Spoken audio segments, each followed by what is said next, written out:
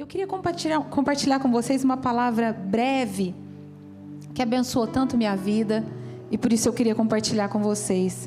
Quero que vocês fiquem bem atentos para que vocês consigam absorver muito bem isso que eu quero passar, tá? Porque é vida pra gente, é vida e pode mudar a nossa mente, renovar a nossa mente, transformar em vários aspectos das nossas vidas, tá bom? Leozinho, me ajuda aí. Esse é o tema da nossa palavra hoje, ladrões da alegria. Não é para alguns aqui, não é para um ou outro, é para todos. Então fiquem bem atentos, porque tem detalhes aqui e vai falar nas nossas vidas, amém? Ali devia ter um ponto de interrogação. A minha pergunta nessa noite para todos vocês: você é feliz? Você é feliz? Você é feliz? Só pensa aí. Uma pergunta complicada, né? Uma pergunta pessoal. A gente não costuma gostar muito dessas perguntas que invadem assim. Mas essa é a pergunta hoje. Você é feliz? Nós vamos falar sobre isso. Nós vamos abrir aí em Filipenses 4:4. Quem quiser abrir, eu peguei nessa versão, é uma versão Ara, Almeida, corrigida. Diz assim, Paulo falando isso aqui: alegrai-vos sempre. Deu para ver que eu coloquei em negrito ali? Alegrai-vos sempre no Senhor. Outra vez vos digo, alegrai-vos. Sabe o que é engraçado? Paulo escreveu isso, sabe quando? Ele não escreveu isso numa festa. Vamos nos alegrar nessa festa, nessa comemoração. Quando ele escreveu isso, ele estava preso. Preso injustamente. E ele escreve isso. Essa carta aos Filipenses. Alegrai-vos. Vocês veem que é imperativo. É uma ordem, é um mandamento. Alegrai-vos. E aí quando a gente ouve isso, ou quando a gente ouve aquela pergunta se você é feliz, a gente já pensa assim, não sou não, porque eu queria trocar de carro, não deu. Eu queria fazer tal coisa, não deu. A nossa mente já leva para as coisas naturais. Não sou feliz ainda não, porque eu queria tanto casar e não casei ainda. Eu queria tanto tal coisa. Só que a gente vai perceber que a alegria do jeito da Bíblia, alegria, eu vou falar 3 coisas sobre a alegria aqui. Uma é que isso é imperativo, é uma ordem, nós precisamos ser alegres, nós devemos ser alegres. A outra coisa, Paulo nos ensina, alegria não é circunstancial. Que palavra é essa? O que é isso? Alegria não depende de coisas, de momento. Eu estou num momento da minha vida perfeito, está tudo perfeito e eu estou alegre. Se fosse assim, como que Paulo fala sobre isso preso injustamente na prisão, falando alegrai-vos? Então a primeira coisa que a gente aprende é imperativo. Nós devemos nos alegrar. É um mandamento do Senhor, se alegrem. A outro, não tem nada a ver com a circunstância, tá? As circunstâncias podem sim nos alegrar. Vamos cantar uma música alegre, aqui a gente se alegra. Mas o que Paulo está falando é ultra circunstancial, não tem a ver com a circunstância. E a outra coisa, a alegria que nós estamos falando hoje, ela é cristocêntrica. A nossa alegria tem um nome, é o nome de uma pessoa, Jesus. A nossa alegria não são coisas, é uma pessoa, é Jesus. Então não depende do que está acontecendo na nossa vida, porque a nossa alegria é uma pessoa. E se essa pessoa está dentro de nós, alegrai-vos. Se eu tenho Jesus dentro de mim, alegrai-vos. Denise, é porque você não sabe o saldo da minha conta. Alegrai-vos, não tem a ver com isso. Nós precisamos ter isso em mente. E sabe quando ele fala para nós nos alegrarmos? Coloquei em negrito ali. Quando? Sempre. Sempre. Se ele está em mim, se ele mora em mim, se a minha alegria tem um nome que é Jesus, é sempre, porque ele habita sempre. A gente precisa, é tão simples. É tão simples o que eu estou falando, mas é tão verdadeiro, é tão real e precisa ser real nas nossas vidas. Alegria é um fruto do Espírito. É fruto do Espírito Santo. Onde o Espírito Santo habita? Em nós. Então tem que estar em nós esse fruto. Amém? Não é uma emoção. Hoje eu acordei me sentindo muito alegre. Não é emoção. Não é circunstância, gente. Claro que há coisas na vida, há circunstâncias que nos alegram. Mas eu estou falando dessa alegria constante. Dessa alegria presente. Que é uma pessoa. Só que eu falei para vocês que a gente ia falar sobre os ladrões da alegria. Porque vocês percebem que a alegria é uma pessoa, é Jesus. Mas vocês já viram pessoas que creem em Jesus e não estão alegres? Pessoas que creem em Jesus e não desfrutam dessa alegria? Hoje a gente teve um discipulado, a gente estava falando sobre isso, né? Sobre quantas coisas Deus tem para nós e nós não desfrutamos. A Bíblia está recheada de presentes. Tem hora que eu tento visualizar, é como se Deus estivesse com a mão assim, ó, cheia de presentes, estendida, e dizendo: filho meu, vem buscar, pega, esses presentes são para vocês. E nós não buscamos, porque Ele fala que nós precisamos buscar para encontrar, tem que bater na porta para a porta se abrir. Então não é ficar estático ali, se Deus quiser, Ele faz. Se Deus quiser, Ele me abençoa. Não, Ele já nos abençoou com toda sorte de bênçãos nas regiões celestiais. Nós precisamos tomar posse. Essa alegria é para nós. Amém? Então nós vamos falar. Aqui eu coloquei um versículo, porque eu falei que tem pessoas que não desfrutam, né? Lá em 1 Pedro fala: vocês o amam, mesmo sem o terem visto. Vocês creem nele, mesmo que não estejam vendo ele agora. Assim vocês se alegram, com uma alegria tão grande e gloriosa, que as palavras não podem descrever. Tem uma versão que fala assim: uma alegria tão grande, uma alegria indizível. Indizível mesmo, é que não dá para dizer como que é. Mas que alegria que é essa? É Ele. Nós não o vemos e o amamos. Nós não o vemos e cremos nele. E por isso nós sentimos essa alegria. Amém? Agora, vou colocar aqui, quem pode nos roubar essa alegria? Eu vou citar hoje 4 ladrões. Por que eu estou chamando de ladrão? Para nós ficarmos muito espertos. A Bíblia diz que o diabo ele vem para matar, roubar e destruir. Ah, o diabo é ladrão, ele rouba dinheiro? Não só isso. Roubar, ele pode estar roubando nossa atenção, nossa paz, nosso sono, nosso sossego, nossos relacionamentos, quanta coisa. Por isso que eu estou chamando aqui de ladrão. E um dos ladrões da nossa alegria são as circunstâncias. Vocês sabem que essa carta que eu me baseei aqui, Filipenses, a gente leu alegrai-vos, em Filipenses.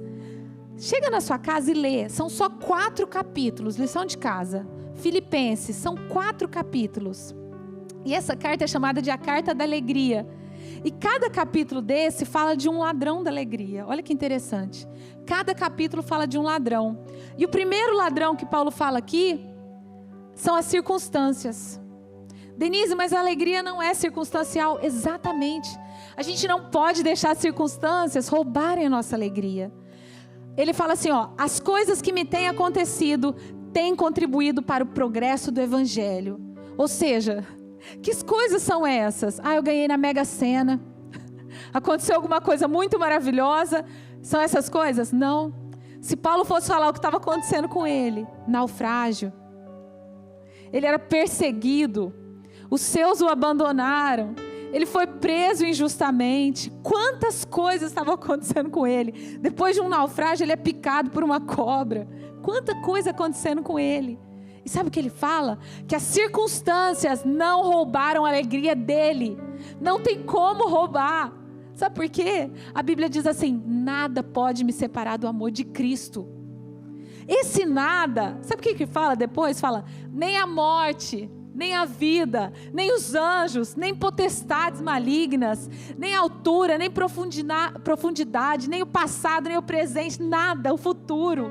Nada pode nos separar do amor de Cristo. E se a nossa alegria é uma pessoa, é Jesus, as circunstâncias não podem roubar minha alegria. Eu tenho que ser determinado. Alegrai-vos, eu vou me alegrar, porque a minha alegria é Jesus. As circunstâncias não podem roubar. E ele passando por tudo aquilo, sabe o que ele diz? Tudo que tem me acontecido tem contribuído para o avanço do Evangelho. Ele não deixou roubar a alegria dele.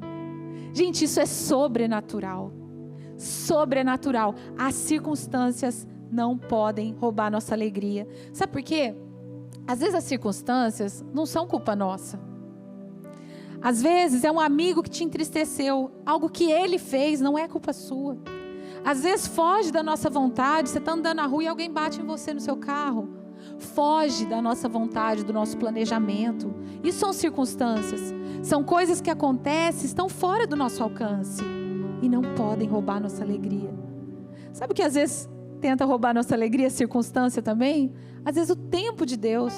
Você pede algo para Deus, você pede e precisa esperar. E esperar é circunstância da vida. Notícias difíceis, circunstâncias da vida. Para quem é pai, às vezes uma atitude de um filho, que não é culpa sua, foi decisão dele, e vem para entristecer, circunstâncias da vida. Às vezes um diagnóstico, alguma coisa que vem, circunstância da vida, e não pode roubar a nossa alegria. Não pode ser ladrão da nossa alegria. A gente tem que ter essa perspectiva de Paulo aí. Tudo que tem me acontecido tem contribuído para o Evangelho. Sumiu aqui, Leozinho. Tem contribuído para o Evangelho. Perspectiva de Deus para olhar as nossas vidas, amém? O segundo ladrão, as pessoas. Aí pega, hein? Pega, hein? A gente chora mais por causa de pessoas do que por causa de coisas. Posso falar que as pessoas nos fazem chorar mais do que as circunstâncias, às vezes. Não é verdade? Por quê? As pessoas nos dizem coisas que nos magoam, fazem coisas que nos magoam, nos entristecem. E aí é onde que pega. Esse já é o segundo, já é Filipenses 2. Falei para vocês que são 4 capítulos. E aí Paulo fala isso. Seja a atitude de vocês a mesma de Cristo. Embora ele sendo Deus, ele não considerou que o ser igual a Deus era algo que ele devia pegar-se, mas ele esvaziou-se de si mesmo, vindo a ser servo. Tornando-se semelhante aos homens, sendo encontrado na forma humana, humilhou-se a si mesmo e foi obediente até a morte e morte de cruz. Sabe o que está falando esse versículo? Ele sendo Deus, ele veio aqui na forma humana. É engraçado, a Bíblia fala assim, ele criou o mundo todo e ele entrou no mundo que ele criou. E ele vem como homem, se humilha. Ele sabia que ele era Deus, mas olha, ele não considerou que o ser Deus era algo que ele devia se apegar. Sabe o que está falando aqui? Nós precisamos ter os outros, a Bíblia diz isso. Os outros como superiores. Sabe o que é isso? Não é o outro é mais que eu, não. Você dá honra ao outro, você dá o lugar ao outro.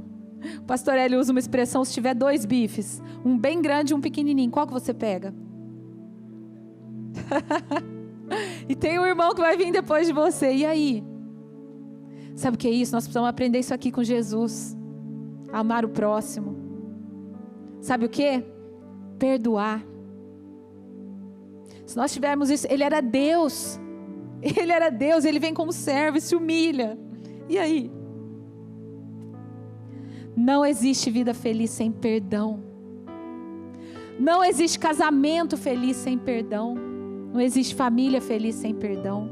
Não existe igreja feliz sem perdão. O perdão é a faxina da alma. É saúde para o corpo.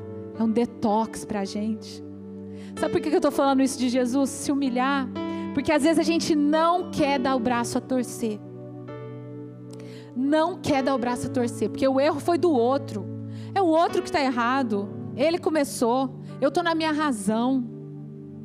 E sabe para quem que faz mal a falta de perdão? Para a gente mesmo. Gente, olha isso. A falta de perdão rouba a nossa alegria. A falta de perdão, a Bíblia fala, não deixa crescer em vocês raiz de amargura. Não deixa. Gente, mas perdoar é fácil? Fala para mim, fala aí. Perdoar é fácil?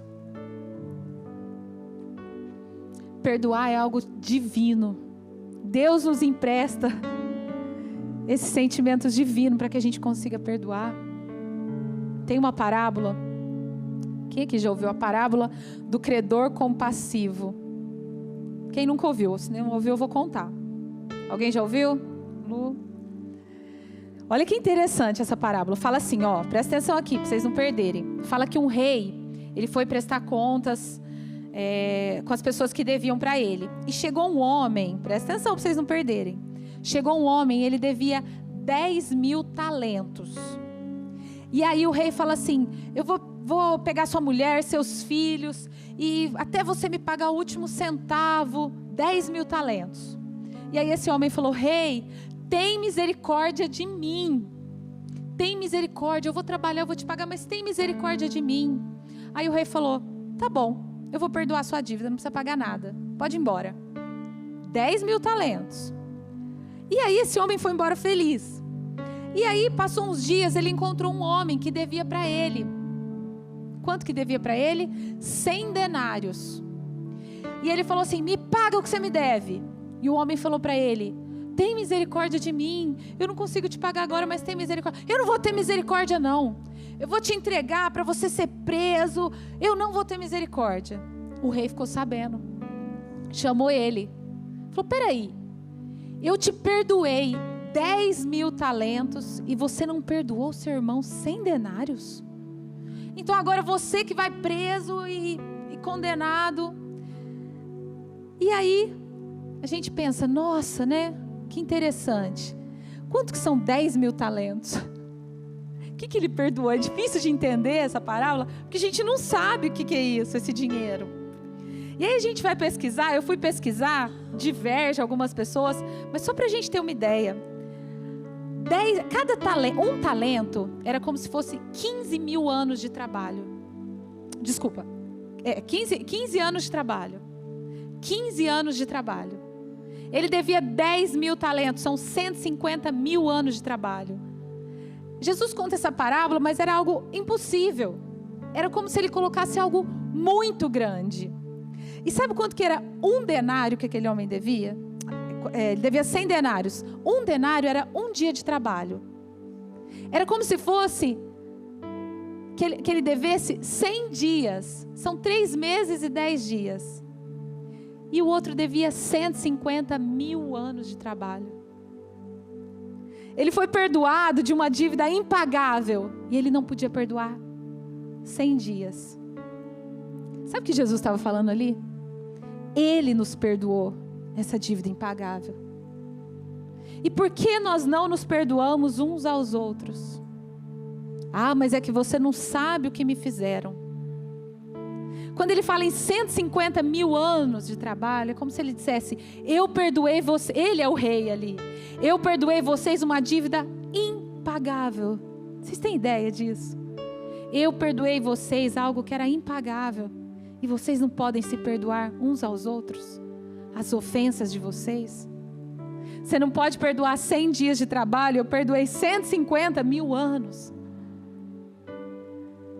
Tem um pastor, eu não sei se alguém já ouviu ele, pastor Hernandes. Ele conta que no começo do ministério dele, ele recebeu um telefonema e que foi a maior dor que ele já sentiu. Ligaram para ele e falaram que o irmão dele tinha sido assassinado. Tinha sido assassinado com 27 facadas pelo primo da esposa. E ele falou que sentiu uma dor aguda, que ele chegou a perder a voz. Início de ministério. Ele sabia que ele era pastor, era a missão dele. E aí depois que passa aquele impacto todo, Deus toca no coração dele, você tem que perdoar. Como que perdoa? Senhor, como que eu vou perdoar? E Deus toca no coração dele, se você não perdoar, seu ministério vai acabar aqui. Se você não perdoar, você vai adoecer. Gente, a falta de perdão adoece. Eu coloquei ali, o perdão ele é saúde para o corpo, e o contrário é verdadeiro.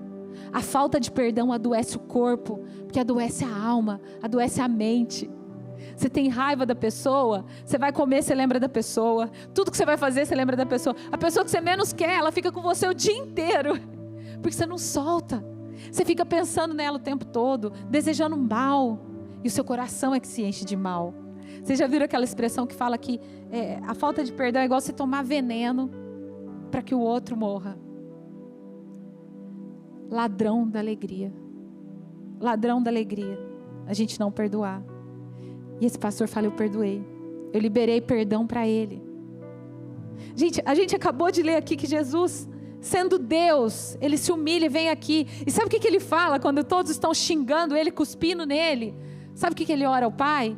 Pai, perdoa, porque eles não sabem o que eles estão fazendo. Perdoa. Jesus, mas o Senhor está pedindo para ser como o Senhor? Sim.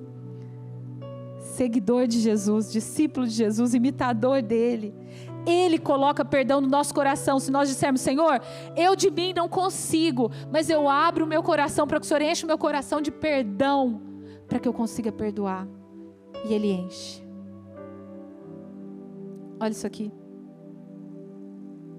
A Bíblia diz que quando nós pedimos perdão para o Senhor, Ele joga no mar do esquecimento. Ele nos perdoa, Ele nos redime e joga no mar do esquecimento.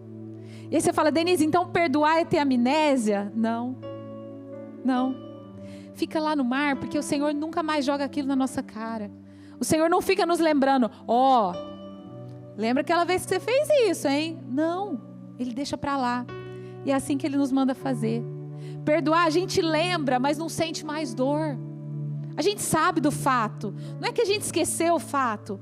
É que não dói mais. Sabe por quê? Porque curou. Liberar perdão. Gente, perdão não tem a ver com justiça. Ah, não é justo eu perdoar porque ele fez. Não tem a ver com justiça humana. Perdão é para a gente se sentir bem, para a gente se limpar, para a gente cumprir o que o Senhor nos falou, para a gente receber essa alegria de Deus, essa paz dEle, para nos limpar. E sabe que a gente não se lembra, às vezes? Quando a gente chegar diante de Deus, Ele vai olhar para o nosso coração e vai falar: e essa mágoa aí? Ah, mas o Senhor não sabe o que o outro fez. Não, não, o outro não está aqui, eu estou falando com você. E esse sentimento que está aí dentro do seu coração? Não, Jesus, o Senhor não viu que foi o outro que... Não, não. Não estou falando com o outro. Cada um vai dar conta de si individualmente. Então aquilo que está dentro do nosso coração é responsabilidade nossa. E nós é que devemos tratar. Então se há mágoa no nosso coração... Ah, mas é por causa do outro. Não, não tem mais a ver com o outro. Se está no nosso coração, é nosso. Nós temos que cuidar. Nós temos que limpar. Nós temos que liberar perdão. Ainda que não pareça justo, não tem a ver com justiça humana, tá? Então perdoar, você até se lembra do fato, mas não dói mais. Esse é o segundo. O terceiro ladrão, ladrão da alegria, que rouba a nossa alegria, dinheiro. Denise, o dinheiro é ruim. A Bíblia não fala que o dinheiro é ruim. Olha o que fala. O amor ao dinheiro é a raiz de males, de todos os males. E alguns nessa cobiça se desviaram da fé e a si mesmos se atormentam com muitas dores. Eu falei para vocês que Filipenses é a carta do amor, esses 4 capítulos. No capítulo 3 fala isso.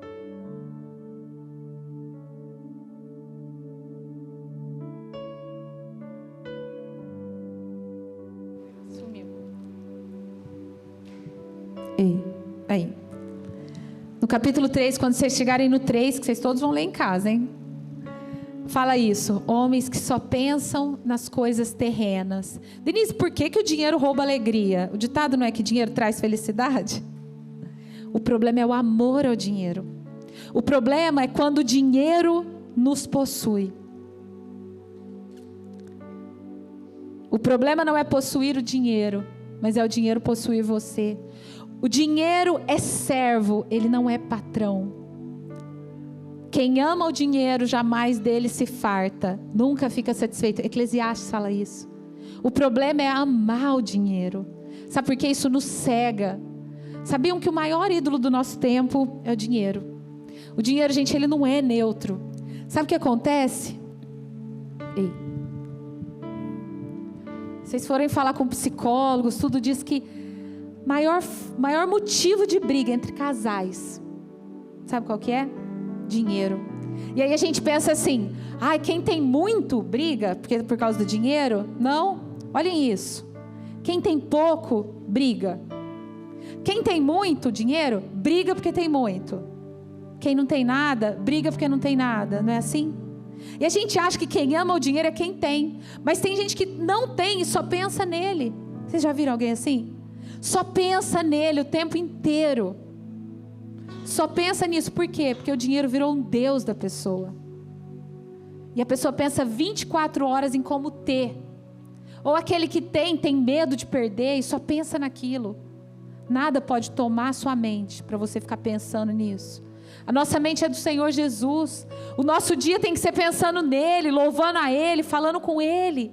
Então não pode ser assim. Isso é um risco. E a gente precisa se alertar, porque a gente acha às vezes que é inofensivo. Olha aqui para mim, não é inofensivo. A gente vai buscar os sonhos, pergunta, quais são os seus sonhos? Pergunta para as pessoas, quais são os seus sonhos? E a gente vê que, se não todos, a maioria dos sonhos são relacionados com dinheiro. Olha o que Paulo fala. Opa. Me salva aí, Leozinho. Olha o que ele fala. Homens que só pensam nas coisas terrenas. A Bíblia diz que nós viemos sem nada, vamos voltar sem nada. E aí? A gente tem um pouco de tempo aqui nessa terra e só pensa nas coisas terrenas. E sabe o que é interessante? A gente busca o dinheiro achando que o dinheiro traz felicidade. E aqui eu estou falando para vocês o contrário. Que ele é ladrão de alegria. Porque é enganoso. Não é o dinheiro em si, mas o amor ao dinheiro, o apego ao dinheiro. É outro ladrão, é para a gente se alertar. E o último que eu queria falar para vocês, a ansiedade. Alguém aqui é ansioso? Alguém aqui é ansioso? Olha o que diz. Filipenses ainda, o 4. Não andem ansiosos. Gente, a gente tem que decorar esse versículo. Não andem ansiosos por coisa alguma.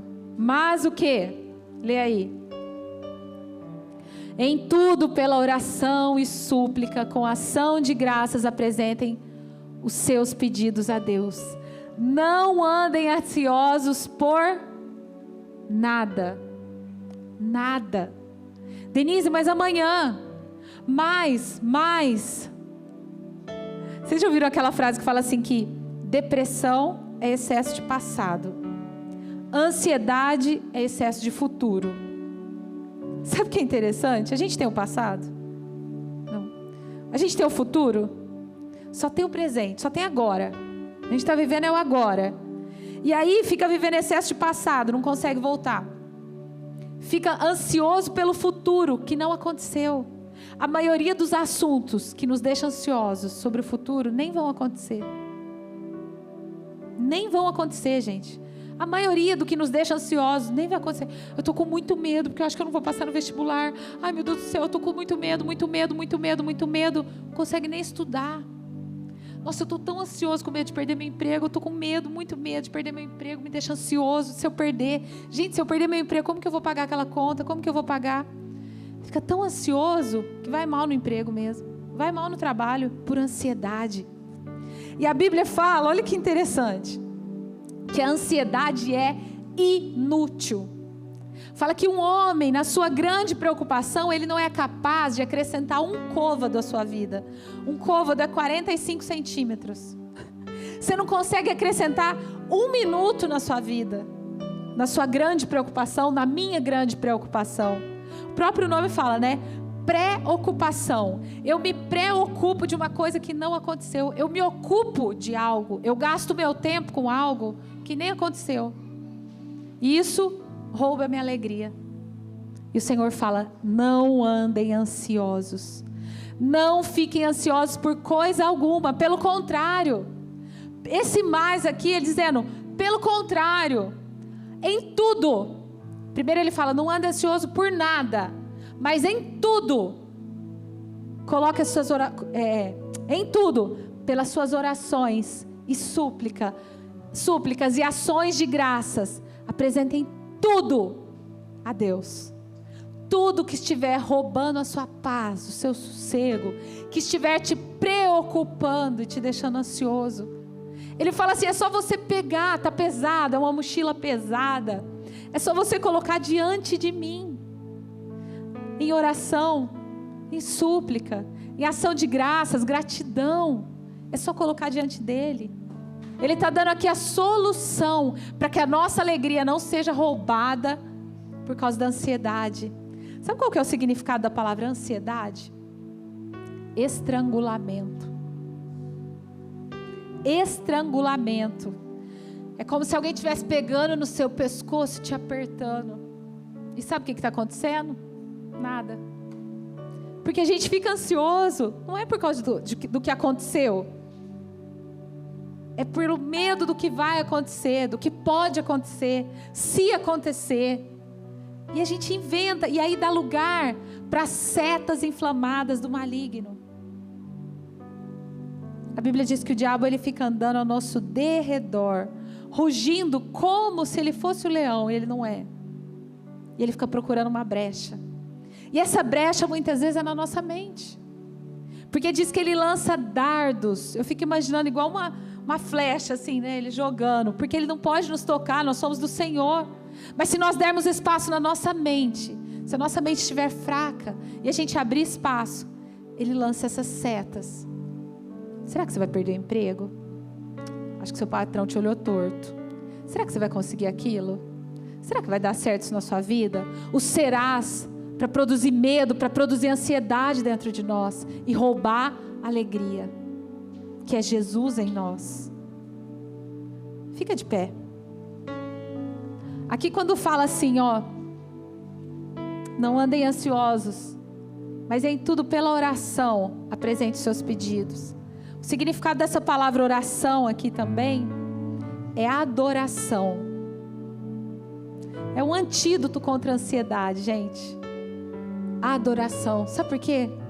Quando você começa a adorar, às vezes a gente acha assim que Deus quer que a gente adore a Ele, para Ele ficar maior, né? Senhor, Tu és grande, poderoso, para Ele ficar feliz que a gente está elogiando Ele. Sabe por que a gente adora? Quem que é a primeira pessoa que ouve as suas palavras? Você mesmo. Seu ouvido é o mais próximo.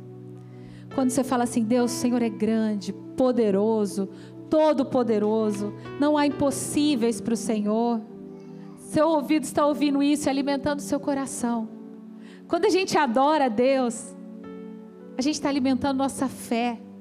A gente está matando os medos, a ansiedade. É o antídoto contra a ansiedade.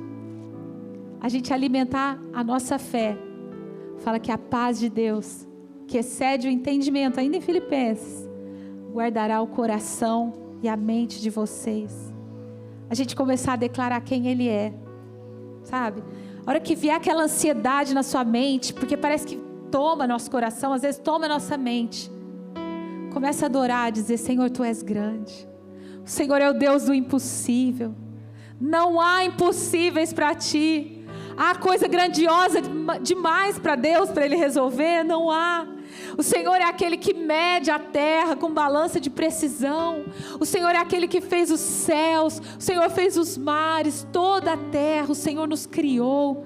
O Senhor nos formou de forma tão perfeita. O Senhor me conhece desde o ventre da minha mãe. O Senhor me formou. E você vai declarando. Os céus declaram a glória do Senhor. O firmamento revela o seu poder. Nos quatro cantos a glória do Senhor enche. E você começa a declarar a grandeza de Deus. Os nossos problemas ficam desse tamanhozinho. A ansiedade some porque você começa a declarar a glória dEle. São verdades. E o seu coração começa a se encher de alegria, se encher dessa paz que excede o entendimento. Alegria é para aqueles que creem no Senhor, para aqueles que têm o Senhor. A nossa alegria é uma pessoa. Feche os seus olhos. Começa a falar isso. Deus, o Senhor é grande. Em adoração, o Senhor é poderoso. O Senhor é grandioso, o Senhor é tremendo. Oh Deus, o Senhor é o Deus dos impossíveis, Senhor. Agindo Deus, quem impedirá? Se o Senhor é por nós, quem vai ser contra nós? Deus, enche o nosso coração. Enche, Senhor, o nosso coração de fé. Enche o nosso coração de alegria, Senhor. Que não haja espaço, Deus, que não haja espaço para medo, que não haja espaço, Senhor, para palavras negativas, palavras de derrota. Que nós entendamos que nós estamos assentados em lugares celestiais com o Senhor. O Senhor morreu naquela cruz e conquistou para nós alegria. Alegria que não é explicável, Senhor. Uma alegria, Senhor, que supera, que vai além das nossas expectativas, uma alegria que não é por coisas, não é por pessoas, não é por circunstâncias, Senhor. O Senhor é a nossa alegria, o Senhor é a nossa alegria, é o Senhor que nos enche de paz, é o Senhor que nos enche de alegria. Sonda o nosso coração nessa noite, Senhor. Sonda o nosso coração, Deus, vê se há em nós, Senhor, raiz de amargura. Oh Deus, traz a nossa memória, Senhor, se há falta de perdão, se há, Senhor, feridas que nós tentamos cauterizar, elas continuam ali, Senhor. Quem somos nós para não perdoar? Aquele que perdoa não pode orar, não pode, Senhor, ofertar a Ti, não pode adorar. Como vai falar com o Senhor com o coração cheio de mágoa? Nós nos colocamos diante de Ti nessa noite, sem reserva, Senhor, diante do Seu altar, para que o Senhor sonde o nosso coração, traz a memória, Senhor, porque nós queremos perdoar, o perdão que vem do Senhor, para que tenha essa limpeza na alma, Senhor, para que seja saúde para o nosso corpo, saúde para os nossos ossos, para que nós nos lembremos, mas sem dor, sem doer, Senhor, para que não haja ninguém que nós desejemos o mal, mas a todos nós desejemos o bem, Senhor, o bem somente, Senhor. Limpa o nosso coração, traz a memória para que nós perdoemos, para que possamos pedir perdão, Senhor, perdoar aqueles que nos ofenderam, porque o Senhor nos perdoou da maior dívida, o Senhor nos perdoou de uma dívida impagável, e nós também queremos liberar perdão, para que o nosso coração esteja limpo, limpo, chegando diante de Ti para Te adorar. Oh Deus, ensina-nos a tirar toda a ansiedade do nosso coração, colocando diante de Ti todas as nossas súplicas e a nossa oração. Oh Deus, tira de nós a ansiedade pelo amanhã, pelas coisas que vão vir, pelo porvir, pelo depois. Senhor, tira toda a ansiedade do nosso coração. Que haja limpeza na mente, no coração, na alma. Oh Senhor, para que nós possamos receber do Teu poder, da Tua alegria, Senhor. Nós não queremos, Senhor, colocar uma casca nessa ferida e deixar ali.